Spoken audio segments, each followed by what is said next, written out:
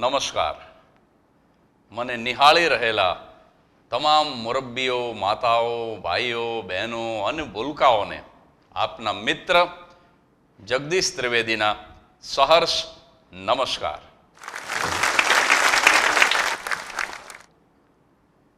મિત્રો, આજે આપણે પતિ અને પત્નીના વિષયો ઉપર વાતો કરવી છે અને એક સરસ મજાનો નવો પ્રયોગ તમારા માટે લઈને આવ્યો છું અને એ છે પ્રતિકાવ્ય, પેરડી.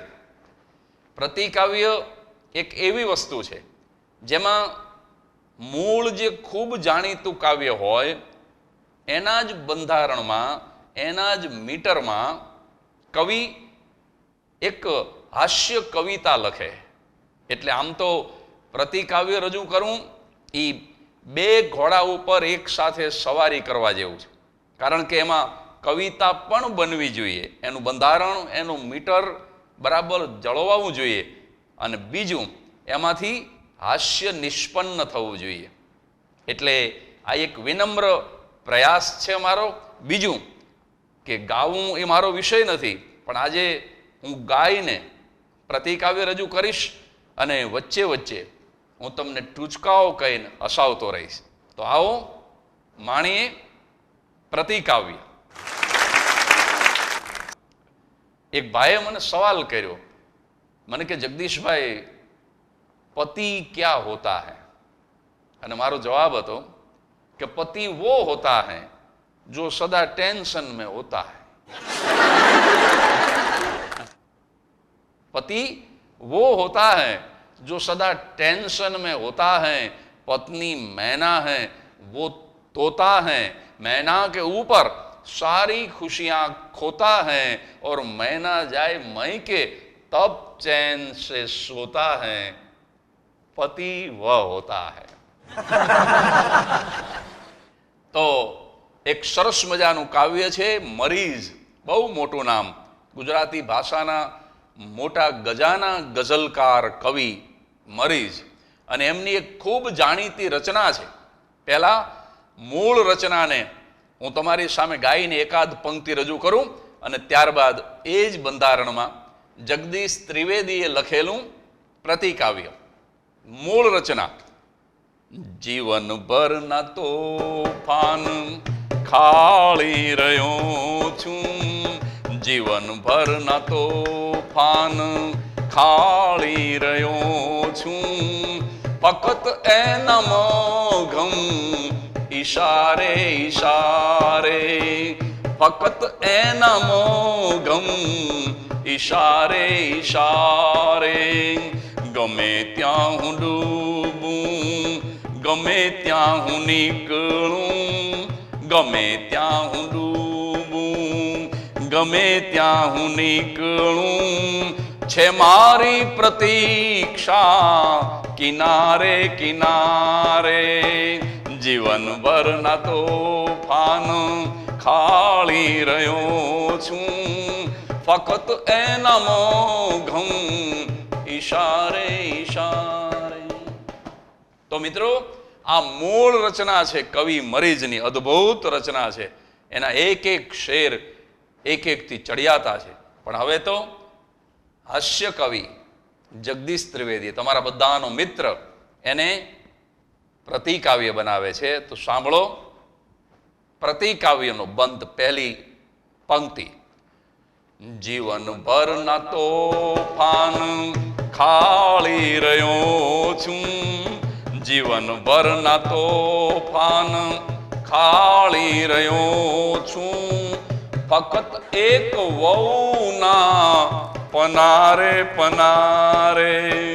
જીવન ભરના તોફાન ખાળી રહ્યો છું, ફકત એક વહુના પનારે પનારે. મને ગમ સતાવે કદી પાસ નાવે, મને ગમ સતાવે કદી પાસ નાવે, ફકત પાસ આવે પગારે પગારે. જીવનભરના તોફાન ખાળી રહ્યો છું, ફકત એક વહુના પનારે પનારે. તો મિત્રો, મૂળ જે રચના છે એને હાસ્યરસિક બનાવી એના જ મીટરમાં કોઈ પણ વ્યક્તિ ગાઈ શકે એવી રીતે એના જ બંધારણમાં આ કવિતાને લખવાની હોય છે. અને વચ્ચે વચ્ચે રમૂજી ટૂચકા તો હું કરતો જ રહીશ. જીવનભરના તોફાન ખાળી રહ્યો છું, ફકત એક વહુના પનારે પનારે. બસ જ્યારથી હસ્તમેળાપ થયો છે, એક ભાઈ મને પૂછતા હતા કે એવો ખોરાક કયો જેની અસર વર્ષો સુધી રહે. હવે આપણે કોઈ ખોરાક ખાઈએ તો બીજા દિવસે પછી એમાંથી લોહી બની જાય અને કચરો એમાંથી દૂર થઈ જાય બીજા જ દિવસે. કદાચ એવો ખોરાક ખવાઈ ગયો હોય તો કદાચ 1 દિવસ 2 દિવસ, પણ વર્ષો સુધી જે ખોરાકની અસર રહે એવો ખોરાક કયો? તો મેં કીધું લગ્નના ગોળ ધાણા. આ જિંદગીમાં એકવાર ખાઓ પછી 40-50 વર્ષ સુધી ગોળ ધાણાની અસર જે રહે છે. આપ તમે જોયું હશે લગ્ન વખતે ગોરબાપા બોલે કે કન્યા પધરાવો સાવધાન. આ ખરેખર એક વાક્ય છે જ નહીં. કદાચ તમને એમ લાગતું હોય કે એક જ વાક્ય છે. નહીં સાહેબ, આ મારું મૌલિક સંશોધન છે. આમાં ગોરબાપા 2 વાક્ય બોલે છે. એક છે કન્યા પધરાવો અને બીજું વાક્ય છે સાવધાન. કન્યા પધરાવો કોને કહે છે? કન્યાના મા બાપને કહે છે કે તમારું જોખમ પધરાવો. અને સાવધાન, એ સાવધાન વરરાજાને કહે છે કે તું હવે સાવધાન થઈ જા ભાઈ. હવે તારે રેશન કાર્ડ લઈ અને પછી લાઈનમાં ઊભું રહેવું પડશે. હવે તારે ઘાસલેટની લાઈનમાં ઊભું રહેવું પડશે, તારે ઘણી બધી લાઈનમાં ઊભું રહેવું પડશે. એટલે એ સાવધાન વરરાજાને કરે છે. તો જીવનભરના તોફાન ખાળી રહ્યો છું, ફકત એક વહુના પનારે પનારે. મને ગમ સતાવે કદી પાસ ના આવે. માણા જો માંદો પડે પતિ તો પત્ની કદાચ નજીક ના આવે એમ કહે છે કવિ. ફકત પાસ આવે પગારે પગારે. 1 તારીખે પગાર થાય ત્યારે બહુ પ્રેમથી તમારી પાસે આવે. એક જ્યોતિષી પાસે એક યુવતી ગઈ અને જ્યોતિષીને કીધું કે બાપજી, તમારા બંને દીકરા, મોટો વિનુ અને નાનો દીનુ. એક ભાઈને મેં પૂછ્યું, મેં કહ્યું તમારું નામ શું? મને કે દીનુ ત્રિવેદી. મેં કીધું દીનુ ત્રિવેદી પણ રાતનું. એટલે ઓલી યુવતીએ જ્યોતિષી પાસે જઈને કીધું કે તમારા 2 દીકરા, મોટો વિનુ અને નાનો દીનુ, 2 મને પ્રેમ કરે છે. હવે જો તમે જ્યોતિષી હોય અને તમે ભવિષ્યનું જાણતા હોય તો મને કહો કે મારી સાથે કોણ પરણશે, વિનુ કે દીનુ? મને કહો કે કોણ ખુશનસીબ હશે. એટલે તરત જ જ્યોતિષીએ કીધું ઈ કે વિનુ ખુશનસીબ હશે. ઓલી યુવતી કે વિનુ મારી સાથે લગ્ન કરશે એમ? તો કે ના, લગ્ન દીનુ કરશે.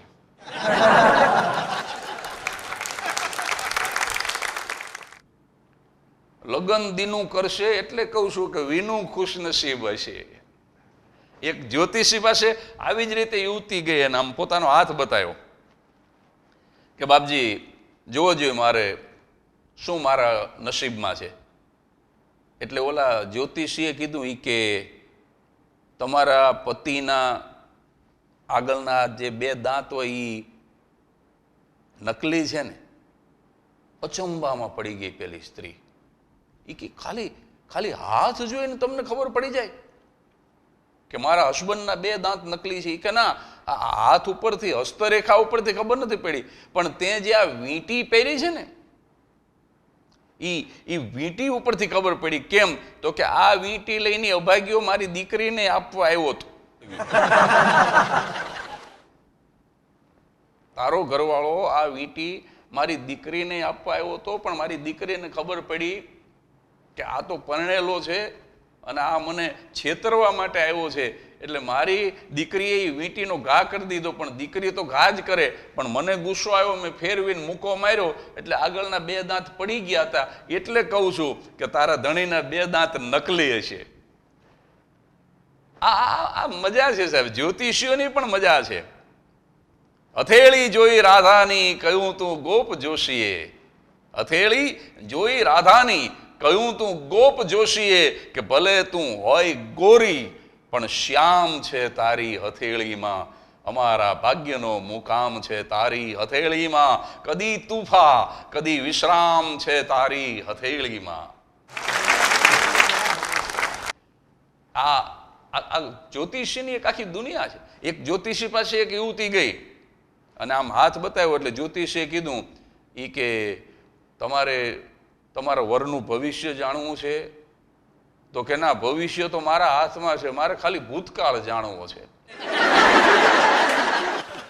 તો જીવન ભરના તોફાન ખાળી રહ્યો છું, ફક્ત એક વહુના પનારે પનારે, મને ગમ સતાવે કદી પાસ ના આવે, ફક્ત પાસ આવે પગારે પગારે. એક યુવક અને યુવતી બંનેનું હજી સગપણ જ થયેલું, હજી તો લગ્ન બાકી હતા. આ પગારની વાત આવી ને, તો યુવતીએ બહુ સરસ સવાલ કર્યો કે મારે તને એક સવાલ કરવો છે બકા. હવે તો આ બકા સુધી પહોંચી ગયા. મારે બકા તને એક સવાલ કરવો છે. શું? બકાએ કીધું, તો કે તારા પગારમાં મારું તો પૂરું થઈ જશે, પણ તારું શું થશે? આ સવાલ હું સાંભળી ગયો, પછી હું વચ્ચે પડ્યો. મેં કીધું બકો છે ને એ અન્ન ક્ષેત્રમાં ખાવા જાય છે. આપ સૌના આશીર્વાદથી મેં 75 જેટલા પુસ્તકો પણ લખ્યા છે, અને જેમાંથી 5 પુસ્તકોને ગુજરાત સાહિત્ય અકાદમીએ પુરસ્કૃત કર્યા છે, અને મારા એક પુસ્તકને ગુજરાતી સાહિત્ય પરિષદે જ્યોતિન્દ્ર દવે પારિતોષિક આપ્યું છે. એટલે કર્યો હોઉં, કાર્યક્રમોમાં ન હોઉં, પ્રવાસમાં ન હોઉં, તો સતત કંઈક લખતો હોઉં, કંઈક વાંચતો હોઉં. એના ઉપરથી એક રમૂજ વર્ષો પહેલાં બનાવેલી કે સતત પુસ્તક લઈને જ બેઠો હોઉં, એમાં એકવાર પત્નીએ ધોખો કર્યો કે પત્ની કરતાંય તમને પુસ્તક વધારે વાલું છે. આવતે ભાવ પત્ની નથી થાવું, પુસ્તક થાવું છે. એટલે મેં તરત જ કીધું કે પુસ્તક થાને તો પંચાંગ થાજે, દર દિવાળીએ બદલાવી તો ન ખાય.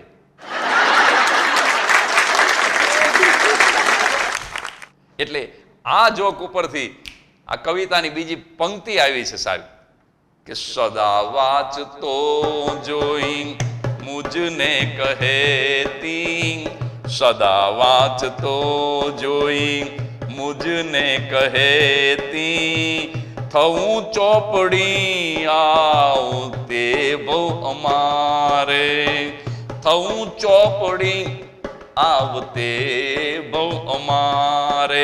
મારો જવાબ કે જગત જે વસાવે નવું હર દિવાળી, જગત જે વસાવે નવું હર દિવાળી, થા પંચાંગ એવું બજારે બજારે, થા પંચાંગ એવું બજારે બજારે.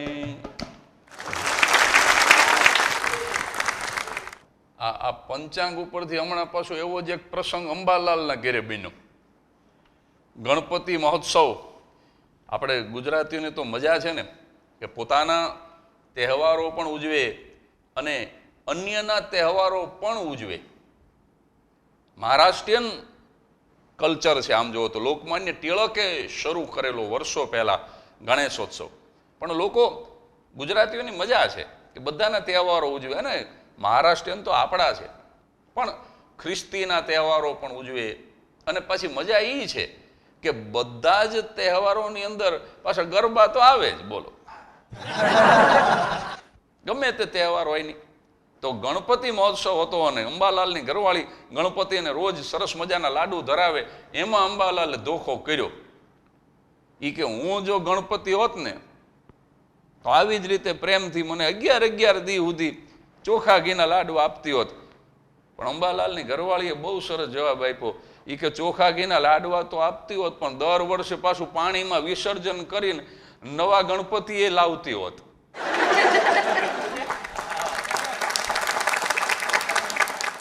એક ભાઈ ગણપતિ વિસર્જનના દિવસે નદીના કાંઠે બેઠો બેઠો આમ રોતો જાય ને ગણપતિનું વિસર્જન કરતો જાય ને 1 ને 2 ને 3 લગભગ 50 જેટલી મૂર્તિઓ ગણપતિની આમ રોતો જાય ને નદીમાં વિસર્જન કરતો જાય.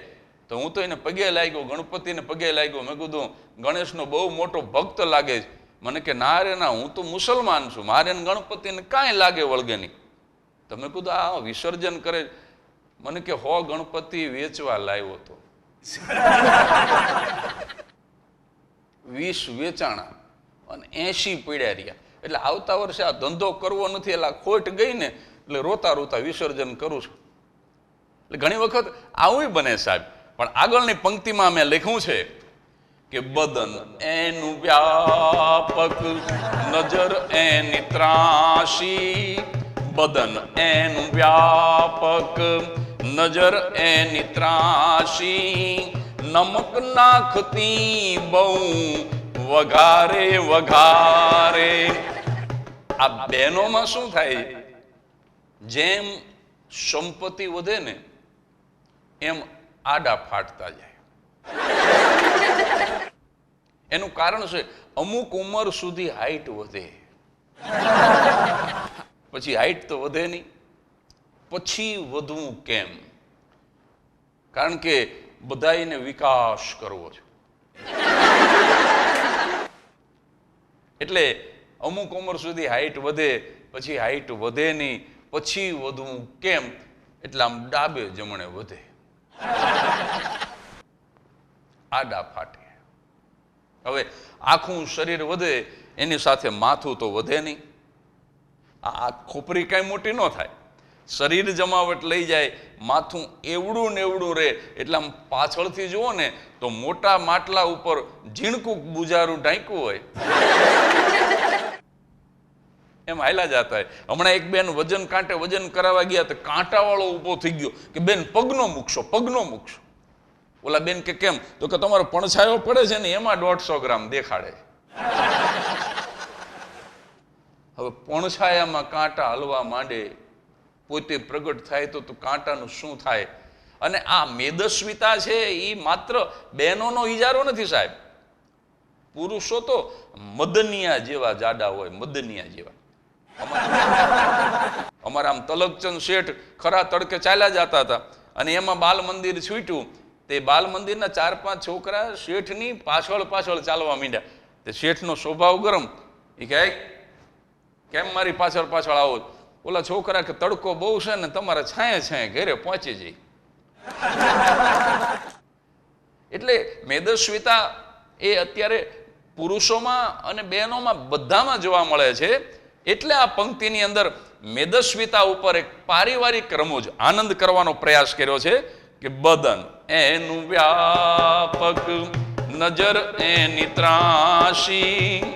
બદન એનું વ્યાપક, નજર એની ત્રાસી. નમક નાખતી બહુ વઘારે વઘારે. અને એના પછીની જે પંક્તિ છે, અમારે સુરેન્દ્રનગરમાં એક જમાનામાં પાણીની બહુ તકલીફ. દરેક ઘરના આંગણામાં ખાડા ગાળ્યા હોય અને ખાડાની અંદર અંદર ઉતરી અને લોકોને પાણી ભરવું પડતું. હું કોઈ પક્ષનો પ્રચાર નથી કરતો, પણ અત્યારે નર્મદાના નીર આવ્યા પછી આ સમસ્યા સંપૂર્ણ નષ્ટ થઈ ગઈ છે. પણ એક જમાનો હતો સુરેન્દ્રનગરમાં કોઈ દીકરી ન આપે, કારણ કે ખાડામાં ઉતરીને પાણી ભરવું પડે. એટલે એ દ્રશ્ય મેં જોયેલું ત્યારે વર્ષો પહેલા લખેલી આ પંક્તિ છે.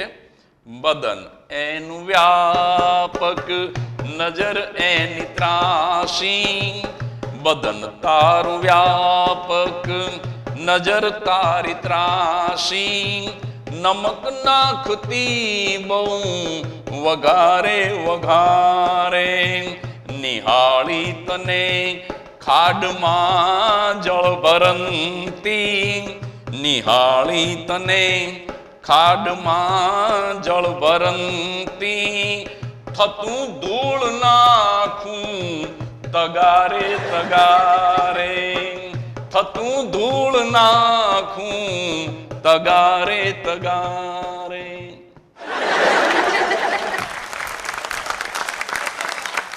એક પતિ અને પત્ની આમ બજારમાં જતા હતા ને, આમ પતિએ પત્નીનો હાથ આમ પકડીને રાખેલો અને બજારમાં ચાલ્યા જાય. કોઈ કે કીધું કે બહુ પ્રેમ લાગે છે, તો કે પ્રેમ જેવું કાંઈ નથી હો, આ છે ને મોલમાં જતી ન રહે ને એટલે હાથ પકડી રાખ્યો છે.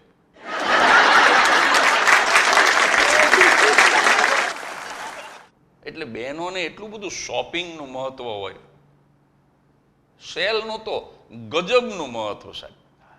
મારા પત્ની તો એકવાર બજારમાંથી આવ્યા, મને કે હું 100 રૂપિયા ડિસ્કાઉન્ટ લઈને આવી. મેં કીધું શેના ઉપર? મને કે ભિખારીએ બોર્ડ માર્યું હતું કે તમારી ભીખની રોકડ રકમ ઉપર 10% ડિસ્કાઉન્ટ.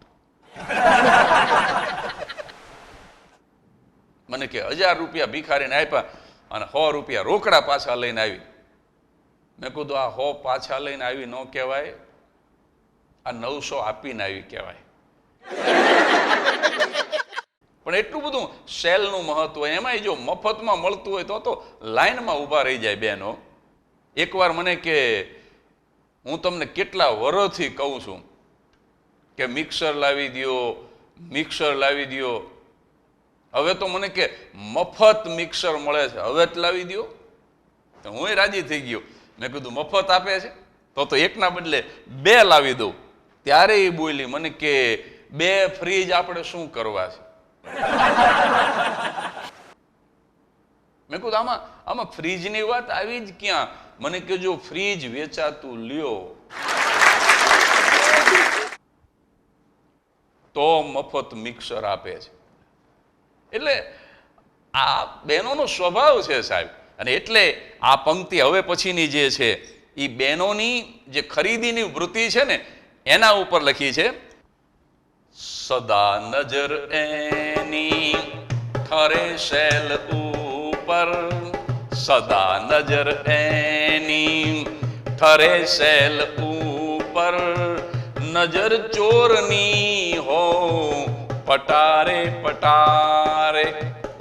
એક જમાનામાં, આ કદાચ અત્યારના બાળકોને આ પટારો શબ્દ પણ કદાચ ન સમજાય, પણ એક જમાનામાં જે પટારા આવતા લાકડાના, લોખંડથી મઢેલા સરસ મજાના, અત્યારે લોકો એને ખરીદવા માટે પડાપડી કરે છે. જો કોઈ પુરાતન પટારો મળી જાય તો એ અત્યારે બંગલાઓની શોભા બને છે. પણ એ પટારાની અંદર એક જમાનામાં લોકો બેંકના લોકર્સ જ્યારે નહોતા ત્યારે પટારામાં એ રોકડ ને દાગીના અને કિંમતી વસ્તુઓ રાખતા. એટલે ચોર કોઈ ઘરમાં પડે તો એની નજર પહેલી પટારા ઉપર પડે. એટલે આ પંક્તિમાં લખ્યું છે કે સ્ત્રીઓની નજર એવી રીતે શેલ ઉપર પડે કે જાણે ચોરની નજર પટારા પર પડે. નજર સદા નજર એની ઠરે શેલ ઉપર, સદા નજર એની ઠરે શૈલ ઉપર, નજર ચોરની હો પટારે પટારે. મફતમાં મળે જો નકામું છતાં પણ, ભલે સાવ નકામી વસ્તુ જો મફતમાં મળે તો એ લેવા લાઈનમાં ઊભી રહી જાય. મફતમાં મળે છે ને, મફતની જ મજા છે સાહેબ. હા, એક ભાઈને મેં કીધું શહેરમાં કંઈ ખરીદી કરો ને તો કીધું અડધી કિંમતે માગજો. તે છત્રી લેવા ગયો કે છત્રી કેટલા રૂપિયાની? તો કે 120 રૂપિયાની. તો કે 60માં આપવી? બોલો કે 100માં લઈ જાઓ. તો કેમ કરો 50માં આપવી? બોલો કે 80ની તો મારા ઘરમાં પડે છે. તો કે અહીંયા રહેવા દો દુકાનમાં, ઘરેથી આવીને લઈ જઈશ. બોલો કે એક કામ કરો, જે ભાવમાં પડે છે એ ભાવમાં આપી દઉં, 80માં લઈ જાઓ. બોલો કે 40માં આપવી? એમાં દુકાનવાળાનો મગજ ગયો. એ કેમ કરો, મફતમાં લઈ જાઓ. તો કે 2 આપવી.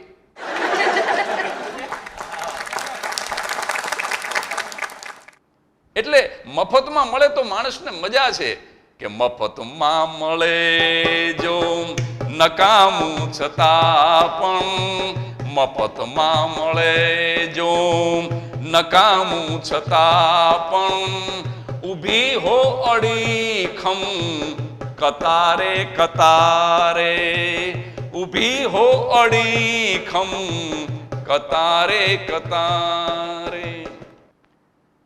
એક ઘરની અંદર એક છોકરો એની મમ્મીની સામે બોલતો હતો, એટલે તરત જ એના પપ્પાએ ગગલાયો. એ કે દીકરા, તું આ રીતે તારી મમ્મી કાંઈ કહે ને તરત મોઢામોઢ કહી દે, ઈંટનો જવાબ પથ્થરથી આપી દે, આ તને શોભતું નથી. એટલે તરત જ છોકરાએ કીધું કે પપ્પા, તમે બોલી નથી શકતા એટલે ઈર્ષા થાય છે ને. એટલે ઘણી વાર છોકરાઓ છે ને એ બહુ અદભુત હોય. કહે પુત્ર મારો મને દાખલો દો, કહે પુત્ર મારો મને દાખલો દો, કલી કાળ કેરો કયું મેં કસમથી. મને મારા દીકરાએ કીધું કે પપ્પા, તમે એમ કહો છો કે હવે કળિયુગ આવી ગયો, કળિયુગ આવી ગયો, તો કળિયુગનું પ્રમાણ તો આપો, મને દાખલો તો આપો, એક એક્ઝામ્પલ આપો કે આ કારણે આને કળિયુગ કહેવાય. કહે પુત્ર મારો મને દાખલો દો, કલી કાળ કેરો કયું મેં કસમથી, નકલખોર બેટા ઉડે છે વિમાને, નકલખોર બેટા ઉડે છે વિમાને, અને ખૂબ શાણા ખટારે ખટારે, અને ખૂબ શાણા ખટારે ખટારે. મેં મારા દીકરાને કીધું કે કળિયુગનું સૌથી મોટું પ્રમાણ જ એ છે કે નકલખોર એ વિમાનમાં ઉડતા હોય. આ મારા જેવા નકલખોર, આમ જુઓ તો મરીઝની ખૂબ જાણીતી ગઝલ, એ મરીઝના આત્માને વંદન કરી અને એનું પ્રતિકાવ્ય બનાવ્યું. એટલે આમ જુઓ તો નકલ જ કરી છે. ધર્મનું જગત હોય, કલાનું જગત હોય, સાહિત્યનું જગત હોય, અરે રાજકારણ હોય, સાહેબ અત્યારે મજા એ છે કે નકલખોર છે ને એ વિમાનમાં ઉડે છે, અને જે અસલ છે એ બિચારા ખટારે ખટારે, એ છકડામાં બેસીને જતા હોય કે બસમાં જતા હોય કે ટ્રકમાં જતા હોય, એને એના ગામની બહાર કોઈ ઓળખતું ન હોય, અને નકલખોર એ વિશ્વવિખ્યાત હોય. સાહેબ આ કળિયુગનું પ્રમાણ છે. એટલે કહે પુત્ર મારો મને દાખલો દો, કળી કાળ કેરો કયું મેં કસમથી, નકલખોર બેટા. અને આમાં પાછું મારા દીકરાને ઉદ્દેશીને હું બેટા કહું છું, અને નકલખોર મારા દીકરા એ અર્થમાં પણ બેટા કહું છું. શ્લેષ થાય છે બેટાનો. કહે પુત્ર મારો મને દાખલો દો, કળી કાળ કેરો કયું મેં કસમથી, નકલખોર બેટા ઉડે છે વિમાને, અને ખૂબ શાણા ખટારે ખટારે. એક ગામમાં વિધવા મંડળની સ્થાપના થઈ. એમાં એક બેન તાજા વિધવા થયેલા, એમણે સભ્યપદ સ્વીકાર્યું. તો કાર્યક્રમની અંદર બોલવા ઊભા કર્યા, તમારો કંઈક પ્રતિભાવ આપો. ઓલા બેને માઇક પકડીને બહુ સુંદર પ્રતિભાવ આપ્યો કે આ મંડળના સભ્ય થવાની મારી વર્ષો જૂની ઈચ્છા આજ પૂરી થઈ છે.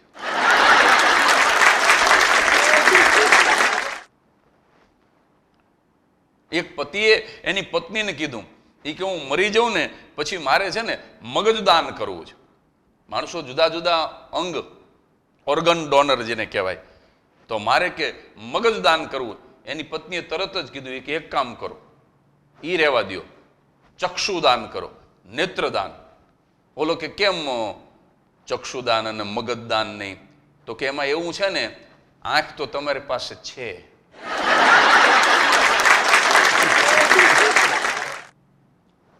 આ લોકો છે ને જે હોય ને એનું દાન લે, એટલે તમે મગજનું રહેવા દો. અને છેલ્લી પંક્તિમાં મરીદ સાહેબે જે હાઈટ ઉપર આ પંક્તિનું સર્જન કર્યું છે, તમને છેલ્લી પંક્તિ ઓરિજિનલ ગઝલની સંભળાવું અને પછી મારા પ્રતિકાવ્યની અંતિમ પંક્તિ.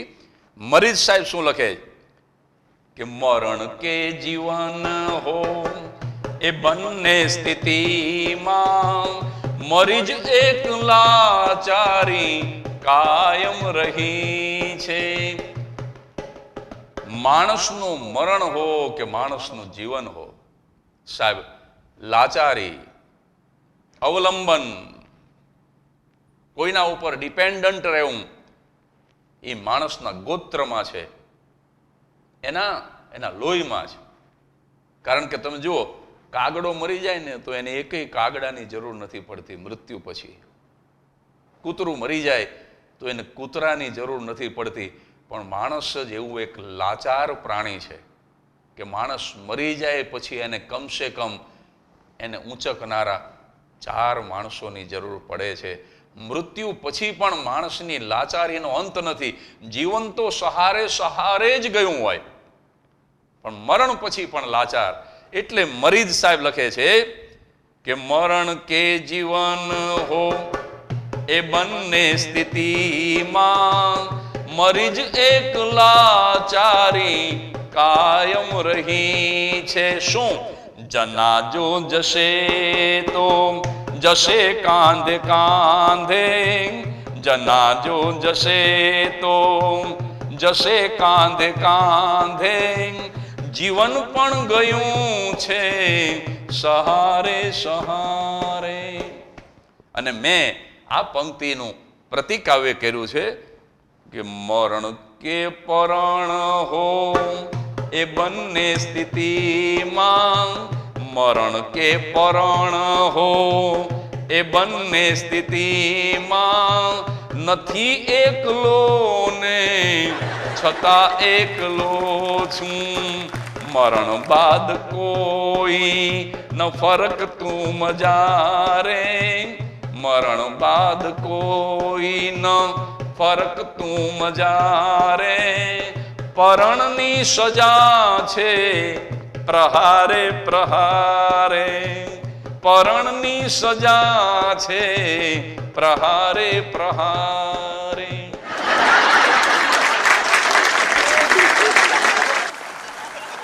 મરણ કે પરણ હો એ બંને સ્થિતિમાં નથી એકલો ને છતાં એકલો જ. આમ લગ્નનો પ્રસંગ હોય તો 1000 માણસો, 1500 માણસો, 2-5 હજાર માણસો એ વરરાજાની આજુબાજુ હોય, પણ ખરા અર્થમાં તો બિચારો એકલો જ હોય. કારણ કે લગ્ન પછીનો જે સંઘર્ષ છે, લગ્ન પછીની જે પરીક્ષા છે, એ તો એકલાય જ આપવાની હોય છે.